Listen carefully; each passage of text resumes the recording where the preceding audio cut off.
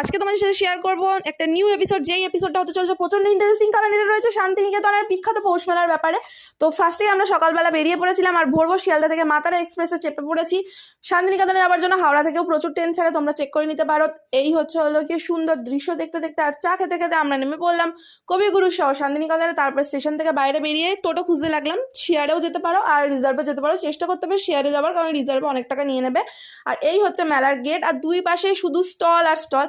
আর মেলার ভেতরে কি নেই গাইস, ব্যাগ, জুতো, জামা কাপড়, বুটিক কালেকশন, শাড়ি, জুয়েলারি, সব কিছু তোমরা পেয়ে যাবে। এক সাইডে রয়েছে খাবারের প্রচুর স্টল, এক সাইডে রয়েছে প্রচুর টাইপস অফ রাইডস।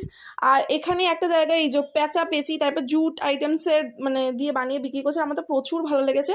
আর আমি তোমাদের জন্য একটা গোল ভিউ নিয়েছি, জাস্ট যে চারপাশটা দাঁড়িয়েছিলাম তার চারপাশে শুধু স্টল আর স্টল গাইস, আর প্রচুর পরিমাণে লোক। তো তোমরা যদি কাছাকাছি থাকো তো জলদি যাও আর ভিজিট করো।